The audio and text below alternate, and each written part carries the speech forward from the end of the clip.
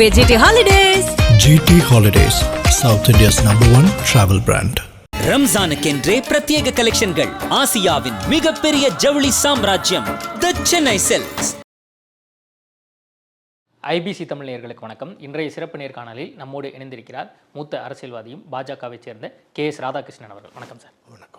இந்த தேர்தலை பொறுத்த வரைக்கும் வித்தியாசமான தேர்தல் அப்படின்னு எல்லாருமே சொல்றாங்க. உங்களுடைய அப்சர்வேஷனில் நீங்கள் பல்வேறு தேர்தலை பார்த்த ஒரு நபர், இந்த தேர்தல் எப்படி இருக்க போகுதுன்னு நினைக்கிறேன்? ஒரு வித்தியாசமான தேர்தல். ஒருவேளை மெஜாரிட்டியாக யார் வெற்றி பெற்று கூட வரலாம், இல்லைன்னா ஹங் அசம்பிளி வரலாம். இப்போது நான் ஒன்று சொல்கிறேன், 2 அணி இருக்குது. இன்னொரு அணி விஜய் ஒரு அணியாக வருவாருங்கிறாங்க. அது என்ன மாதிரி அவர் முடிவு எடுக்காரோ தேர்தல் நேரத்தில் சொல்ல முடியும். ஏதாவது கூட்டணி சேரலாம், சேராமல் போகலாம், தனித்து நிற்கலாம். பவன் கல்யாணம் விட்டுருங்க போங்க. இப்படி பார்க்கும்போது ஏடிஎம்கே அணியை சொல்கிறேன். ஏடிஎம்கே அணியோட பாஜக, அன்புமணி ராமதாஸ், GK வாசன் போன்ற பல கட்சிகள் உள்ளன. இதுமாதிரி திமுக அணியில் உங்களுக்கு நல்லா தெரியும், கம்யூனிஸ்டுகள், அதே மாதிரி விடுதலை சிறுத்தைகள், வைகோ, தேமுதிக போன்ற கட்சிகள் இருக்குன்னு 2 அணி இருக்குது. 3வது அணியாக அவர் நிற்கிறார். தமிழ்நாட்டில் 3வது அணி எப்போ வெற்றி பெற்றதில்லை. வைகோ 96ல் நாங்கள் நின்னோம், 3வது அணியாக தோற்றோம். 4 பேர் தான் டெபாசிட் வாங்கணும், 150 இடங்கள் நின்னோம். அதற்கு பிறகு உங்களுக்கு நல்லா தெரியும், மக்கள் நல கூட்டணி 3வது அணியாக போனாங்க, வெற்றி பெற முடியலை. இப்போது இவர் 3வது அணியாக விஜய் நிற்கிறார். இது வரைக்கும் தமிழ்நாட்டில் நடந்த விஷயங்கள். இப்போது அதிமுகவுக்கு வர்ற ஜெயலலிதா காலத்தில் வாக்கு வங்கி, அதிமுகவின் வாக்கு வங்கி ஒரு 35% இருந்தது ஜெயலலிதா ஆட்சி காலத்தில். இப்போது எடப்பாடி பழனிசாமி தலைமை தாங்கிறார். தலைமை தாங்கினால அந்த 35% இருக்காது, குறைஞ்சி தான் இருக்கும். அது நியாயமாக பேசணும். திமுக அணின்னு எடுத்தால் அவங்க ஓட்டு வங்கி கூட்டணி இருந்தால்தான் 67லேருந்து வெற்றி பெற்றிருக்காங்க திமுக அணி. அண்ணா காலத்திலேருந்து எம்ஜிஆருடைய பிரச்சாரம் இப்படி தான் வச்சு எம்ஜிஆர் கட்சி ஆரம்பிச்சிலேருந்து திமுக ஆட்சிக்கு வரல. எம்ஜிஆர் இறந்த பிறகு தான் 89 ஆட்சிக்கு வந்தாங்க. அதை கவனத்தை வச்சுக்கோங்க. இப்போ திமுக வாக்கு வங்கி இருந்து 25%, புரியுதா? அதுபோக சிறுத்தைகளுக்கு 1%, 25-26. காங்கிரஸில் 4% இருந்தது. இப்போது அவங்களுக்கு இன்ஃபைட்டிங் ரொம்ப இருக்குது. அதே போல் மதிமுக 0.75, தேமுதிகவும் அதே நிலைமை தான் 50, 0.50, 1.25. அதே மாதிரி கம்யூனிஸ்டுகள் CPI 0.05, CPM 1%, கிட்டத்தட்ட 34 ஆகுது. இவங்க 37, 30. ஹங் அசம்பிளி வரலாம், இல்லைன்னா யாராவது ஆட்சி அமைக்கலாம். இப்போது அதுக்கு போகிற திமுகவில் ஆன்டி இன்கம்பன்ஸ் இருக்குது. ஆட்சி மேலே வெறுப்பு இருக்குது. வெறுப்பு இருக்கா இல்லையா? இருக்குது.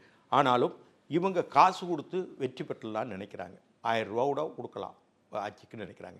அது ஒன்று தான் ப்ளஸ் பாயிண்ட் திமுகவுக்கு. மற்ற வகையில் இந்த ஆட்சி சரியில்லைங்கிறது எல்லாருக்கும் நினைப்பு. இந்த உரிமை தொகை கொடுத்தாங்க இல்லையா, இப்போது கொடுத்தாங்க மொத்தமாக மே மாதம் வரைக்கும் கொடுத்த அந்த உரிமை தொகையும் பல பேருக்கு போகலை. பெரிய ஆவலாதி இருக்குது கிராமப்புறங்களில். அடுத்த வீட்டுக்கு வந்திருக்கு, என் வீட்டுக்கு வரலைங்கிறது குற்றச்சாட்டு இருக்குது. எல்லா இடத்துலையும் இருக்குது. அது தமிழ்நாடு முழு இருக்குது. அதில் இருக்க அந்த பெண்கள் ஓட்டு யாருக்கு போடுறாங்கன்னு தெரியலை. திமுகவுக்கு போடுறாங்களா, அது சரி பண்ணி தேர்தல் நேரத்தில் 1000 ரூபாய்க்கு அதையும் சேர்த்து ஒரு 1000 ரூபா கொடுத்து அவங்க எப்படி பண்ணுறாங்கன்னு தெரியல. இப்படி ஒரு குழப்பமான நிலை இருக்குது. காலம்தான் பதில் சொல்லணும். 2க்குமே நெக்காக தான் போகுது. ஆனால் இன்னும் கொஞ்சம் வலுவான கூட்டணி அதிமுக, இன்னும் 2 கட்சிகள் புதிய கிருஷ்ணசாமியெல்லாம் வெளியே இருக்குது. அவெல்லாம் சேர்ந்தான்னா கொஞ்சம் கூடுதலாக அந்த அணி மாறலாம். 2வது இவங்களுக்கு இன்னும் சீட் ஷேரிங் முடியலை. யாருக்கு? திமுகலையும் முடியல, அதிமுக ஓரளவு. அதிமுகவில் இவ்வளோதான் அவங்க முடிவு பண்ணிக்கிட்டாங்க. அதிமுகவில் சச்சரவு இருக்காது. இங்கே திமுகவில் கம்யூனிஸ்டுகள், மதிமுக, தேமுதிக செய்கிறாப்புல சச்சரவு செய்கிறாப்புல அதிமுகவில் இல்லை. அதை புரிஞ்சுக்கிடுங்க. அடிப்படையில் இல்லை. அவங்க கொடுக்குறத வாங்கிட்டு போவோம், நம்ம வேணும்னா 1-2 கூடுதலாக கேட்போன்னு தான் அங்கே இருக்கிறாங்க. இங்கே போகும்போதே பேசும்போதே எனக்கு 12 சீட்டு 10 சீட்டு இந்த வட்டம் கூடுதலாக கொடுக்கணும் இப்போ இருக்குது. நீங்கள் அவங்க என்ன நினச்சிருக்காங்க, ஒவ்வொருத்தர் தலா 3-4 கொடுக்கலான்னு நினச்சிருக்காங்க திமுகவில். இவங்க எல்லாருமே 10 சீட்டில் எண்ணத்தில் இருக்காங்க. 10 சீட்டுக்கும் இவங்க கொடுக்குற 4 சீட்டுக்கும் மீட் ஆகாது. ஒரு 6-7க்குள்ளே வந்தால் தான் மீட் ஆகும். இப்படியான ஒரு தொல்லையான நிலை இருக்குது. அதுபோக பிரச்சாரம், தேர்தல் பிரச்சாரம் என்கிற நிலையில் எடப்பாடி பழனிசாமி அவர்கள் முன்ன கூடி போயிட்டார். எல்லா ஊர்லேயும் பஸ்ஸில் 195 இருங்க, எல்லா ஊர்லேயும் பஸ்ஸில் போயிட்டார். அப்போ பாஜக சொல்ல நயினார் நாகேந்திரன் கூட நானே எல்லா ஊருக்கும் போனோம், எங்கள் பிரச்சாரத்தை துவக்கிட்டோம், இனி தேவையில்லை, அப்பவுமே ஓட்டு கட்டோம், இனி அடுத்து தேர்தலில் அங்கங்கே நாமினேஷன் விட்டு அங்கங்கே தான் போகணும், நாங்கள் எங்களுடைய சின்னங்களை சொல்லிட்டோம், நாங்கள் ஒரு அணியாக நிற்கின்றோம், வாக்கு கேட்குறோம்னு சொல்கிறோம். இப்போ தான் மாநாடு நடத்தியிருக்காங்க. எப்பவும் திமுக முந்தி போயிடுவாங்க, ஜெயலலிதா முந்துவாங்க. இடையில அந்த அம்மா மறைஞ்ச பிறகு பல லேட்டாக தான் அதிமுக போகும். இப்போ அதிமுக முன்னாடி போயிட்டாங்க. இப்படியான நிலையில் அங்கே ஏதோ ஒரு திமுகவில் அங்கே ஒரு சிக்கல் இருக்குது. அது காங்கிரஸ் எந்த அளவு மனப்பூர்வமாக போகுன்னு சொல்லலை. இதுக்கு ஒன்று பழைய சம்பவம் ஒன்று சொல்கிறேன். என்னாச்சுன்னா, நேருவின் மகளே நிலையான ஆட்சியை தருகன்னு கலைஞர் சொன்னார், ஞாபகம் இருக்கா? எமர்ஜென்சி முடிஞ்சது. எந்த எமர்ஜென்சியில் இந்திரா காந்தி ஏற்றாரோ அதுக்கு பிறகு ஜனதா கட்சியிலேருந்து வெளியே வந்த உடனே நேருவின் மகளே நிலையான ஆட்சி தருகன்னு சொன்னாங்க இல்லையா? அப்போ சொல்லும்போது நாடாளுமன்ற தேர்தலுக்கு அது சொல்லப்பட்டது. 38 தொகுதி திமுகவும் காங்கிரஸும் வெற்றி பெற்றன தமிழ்நாட்டில். சிவகாசி, கோபிச்செட்டிப்பாளையம் தவிர 39ல் 2 தொகுதி வெற்றி பெற்றாங்க. கிட்டத்தட்ட 37 தொகுதி அந்த கூட்டணி வந்த உடனே எம்ஜிஆர் ஆட்சியை கலைச்சாங்க. எம்ஜிஆர் ஆட்சியை 79 கலைச்சாங்க. சட்டமன்ற தேர்தல் மறுபடியும் எம்ஜிஆர் தோத்துருவார் தான் எல்லாம் பேசப்பட்டது. பேசப்படும்போது காங்கிரஸும் கூட்டணி. அப்போ எம்பி சுப்பிரமணியன் தமிழ்நாடு காங்கிரஸ் கமிட்டி தலைவர், எம்பிஎஸ். அவர் யாருன்னா 15 பேர் திமுகவில் வெற்றி பெற்ற எம்எல்ஏவை அண்ணா காலத்தில் போனாங்க இல்லையா, 57 ஏதோ கட்டத்தில். அப்போ அவர் ஒரு எம்எல்ஏ, திமுக எம்எல்ஏ. அவர் வந்து சம்பத்தோடு வெளியே வந்து தமிழ்நாடு காங்கிரஸ் கமிட்டி தலைவராக இருக்கார். அப்போது காங்கிரஸ் தீர்க்க தரிசனமாக சொன்னாங்க, அப்போது உங்களுக்கு இந்திரா காந்தி இருக்கிறாங்க, உயிரோடு இருக்காங்க. 84 தானே சுட்டு தள்ளிட்டாங்க இந்த பஞ்சாப் வாலா சீக்கியர். அப்போது என்ன சொல்ல, இந்திரா காந்தியோடைய பெர்மிஷனுடைய எம்பி சுப்பிரமணியன் தமிழ்நாடு காங்கிரஸ் கமிட்டி தலைவர்.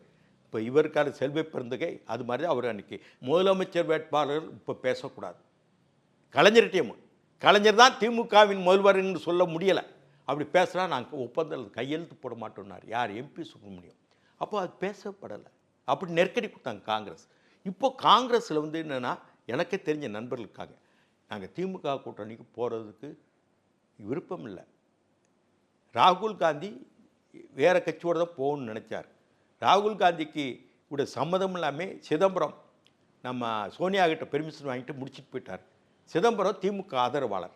அவருக்கு அடுத்த ராஜ்யசபா தடவை இப்போ 2 வருஷம் முடிஞ்சு போச்சு. இன்னொரு தடவை போகிறதுக்கு திமுக உதவணும். அதுக்காக அவரே முடிச்சுட்டு போயிட்டார். ஒரு நாள் மாலை பொழுது வந்தார், மறுநாள் காலையில் ஒப்பந்தம் ஆகிறாப்புல அவசர அவசரமாக கையெழுத்து போட்டு போயிட்டாருங்கிறது காங்கிரஸ்காரங்க எல்லாருமே பேசுகிறாங்க. காங்கிரஸ்காரன் ஒரு வேட்பாளர், ஒரு திருவாடனையில் ஒரு வேட்பாளர், காங்கிரஸ் வேட்பாளர் போடுறாங்கன்னு வைங்க, கரியமாணிக்க அம்பலம் அங்கே எங்கேயும் ஜெயிப்பார். அதுக்கு எதிராக தான் காங்கிரஸ்காரன் வேலை பார்ப்பான்.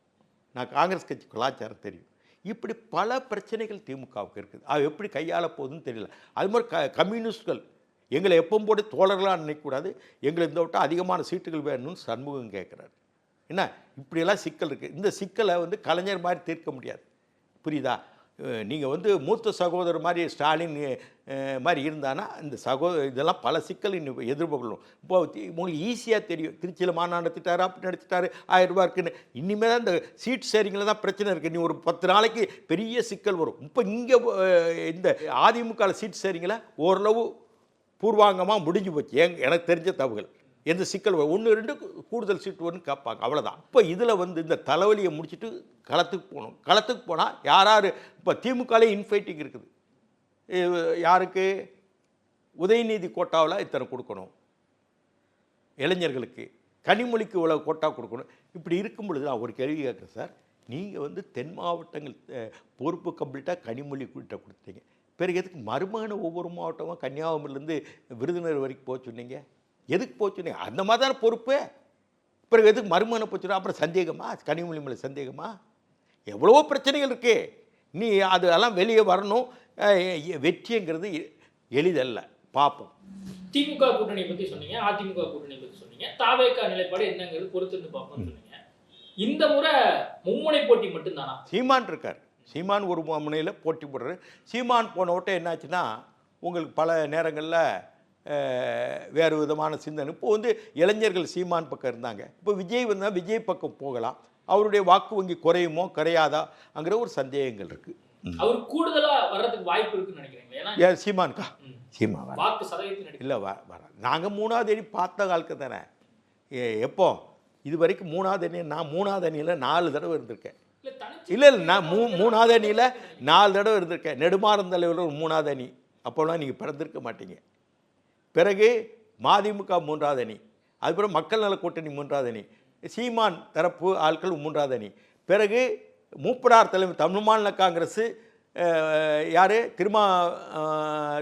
திருமாவளவன் கிருஷ்ணசாமி ஒரு அணி நின்னாங்க பார்லிமெண்ட்டில்.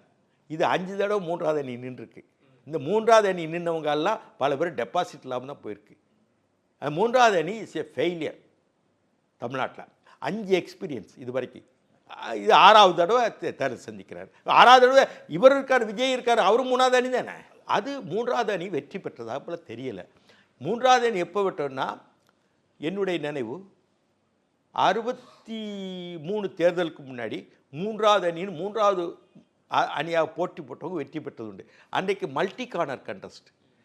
ஒரு பக்கம் சுதந்திரா கட்சி, காங்கிரஸ், கம்யூனிஸ்ட், எஸ்எஸ்பின்னுவாங்க,